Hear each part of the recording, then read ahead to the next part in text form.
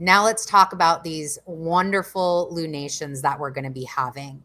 We have the full moon in Sagittarius happening at 23 degrees, 26 minutes. That will happen on June 14th.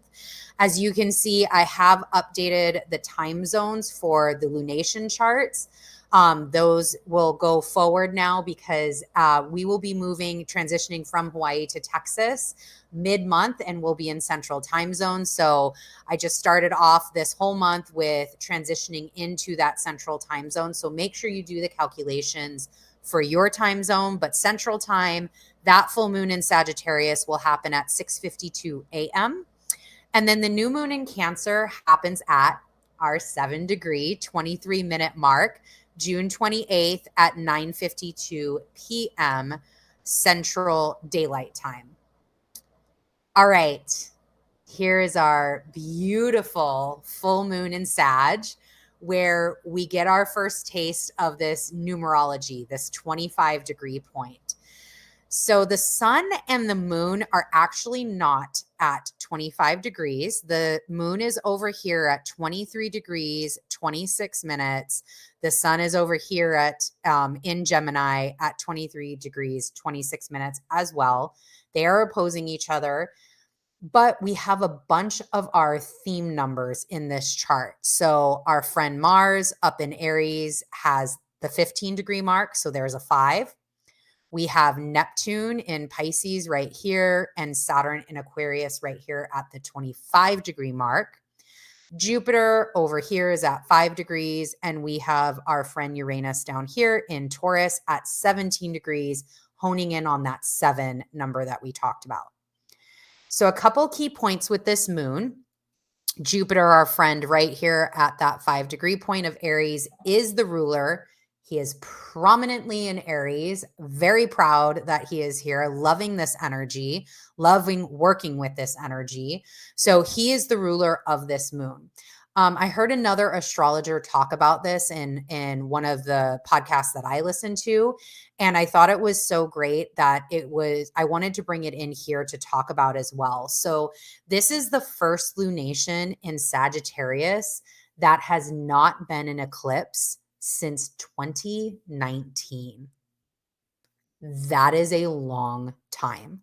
That is 2020, 2021, and now half of 2022. So this area of our chart, that Gemini Sagittarius access point, that where the eclipse happened over the last 18 months from last year, this has seen a lot of change for some of us since then. Depending upon where this fell in your chart, really significant change for some people. It is a beautiful time at this moon because even though this is a lunation in Sag, it is not going to be as prominent, as heavy, as illuminated as the moons have been since 2019, since the last time it was here. So this is a really great moon, which is going to be a little tempered down for us to sit and really understand our journey this since 2019. Where have we been? What have we learned? What are we moving into? Where are we going? And this could be a great time to just really take stock at again, tempered Sagittarius energy. We have the activation of our 3D and 5D energy we talked about. The sun and the moon are squaring Neptune, which is right here. So they are making a square to Neptune. And then they are trining. So the sun is trining Saturn right here, and Saturn is retrograde. The moon is sextiling Saturn retrograde. So this aspect is really significant in that this is something that's going to get shown and illuminated on this full moon, but this energy is going to last us for quite a few days and then into Cancer season. So this illumination is going to begin, and then the sun will make exact aspects to both Neptune and Saturn on the 16th. So just a couple days after this. But then Venus is going to come along and make aspects to both Neptune and Saturn as well on the 18th. And then that energy and what we learn during this illumination into those other conversations is going to be what takes us and pulls us and gives us power and momentum as we transition into Cancer season and into a brand new season overall. We also have an Aries stellium, so that's going to be right up here. This transit chart does not signify Chiron. However, Chiron is in Aries, so we have Jupiter, Chiron, and Mars in Aries, giving us that needed momentum forward. This is the energy to use for movement. And then we also have our Taurus stellium with Uranus, Venus, and the North Node here. And this is a zap of energy wherever Taurus is and whatever Taurus energies work with you in your chart and in your life. So be ready for surprises with this. Be ready to take action. Be ready to manifest and really think about it from your 5 sensory receptors, right? This is very earth energy. The surprises aren't going to be like up here in the 5D. They will be these 3D, like I can touch it, I can feel it, I can taste it, I can smell it. Something along those lines. And then for our mutable sign friends, so we've got Pisces here, we have Gemini here, Virgo here, and Sagittarius, all mutable signs. If you have planets or points from 24 to 27 degrees of the mutable signs, this is a big opening for you. This is using Saturn and putting his wisdom to work. Still honing in on those Aries energies to move that forward, but use Saturn and all of his wisdom and everything that he's giving you to like work for you, figure things out, illuminate things deeper. With Sagittarius, I wanted to talk through, especially in sitting with this moon, Sagittarian energy is really about how we develop ourselves, how we're essentially healing, thriving, and growing. It's a sign that's about our development in the 3D. So this, again, Jupiter is still visible by the naked eye from Earth. So this is still very Earth-based energy in our 3D realm. It's expansion of ourself, of higher learning, of knowledge of the world in which we live. It opens us up to consider so much more about our physical world, both from an individual, like what that means for my world and my universe, but what that also means collectively at a world viewpoint. I have always aligned Sagittarius fire. Sagittarius is a fire sign, and I have always aligned that fire with the fire of a hearth in the middle of winter. So Sagittarius is in that November, December area.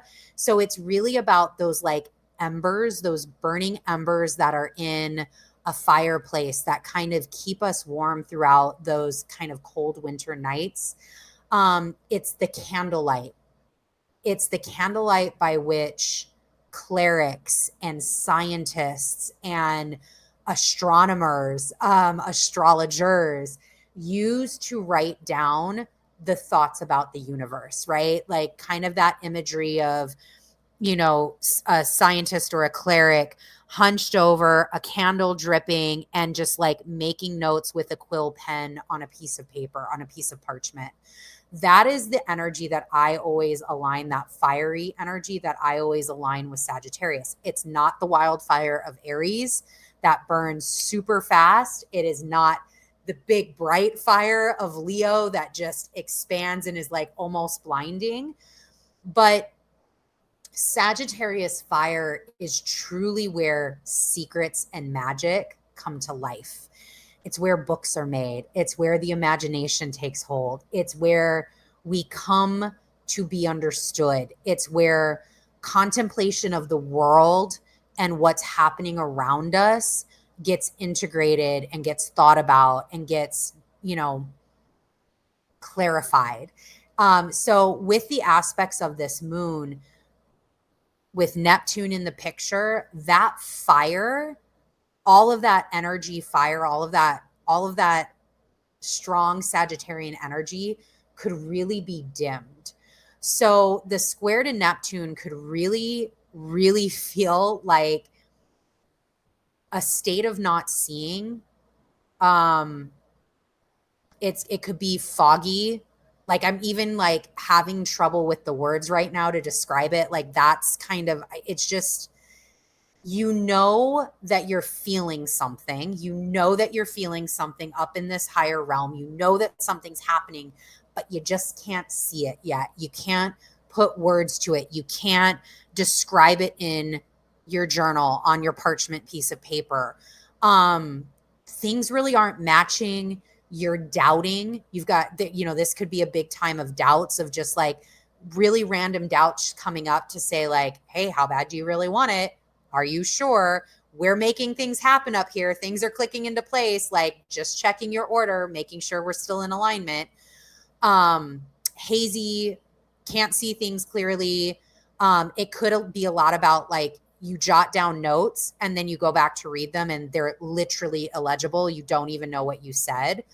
You have half an idea, but it's like something's escaping you with it.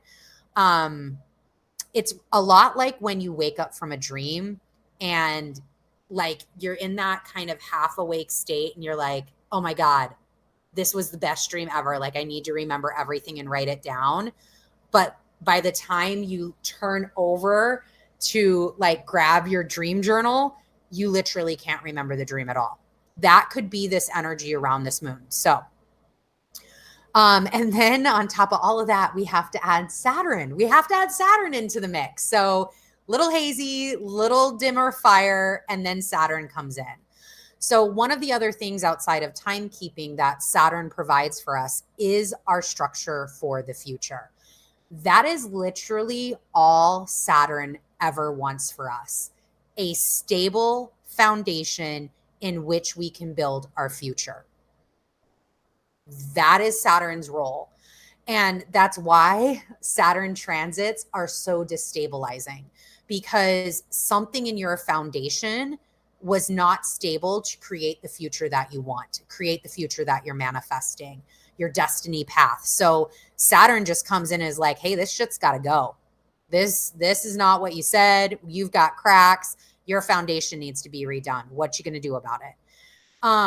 The eclipses we just had were squaring Saturn. So for the last moon cycle, we've had this like inactivity, instability, this kind of unchanging and immobile Saturn where he just kind of dug his heels in and was like, yeah, that ain't happening. Now we've got this support from Saturn. We've got a trine and a sextile. And Saturn is coming in over 4 days with support. Again, he's going to have the sun in that exact aspect, and then he's going to meet up with Venus. And it's this support and understanding that of your structure, of what's needed in order to stabilize the foundation that you've built, the foundation that you started to lay in Taurus season. And again, this is a moon that the conversation will last for quite a few days. So it would be great to place a lot of mindfulness and awareness around what is coming up for you, because the conversation just gets started here and plays out over time.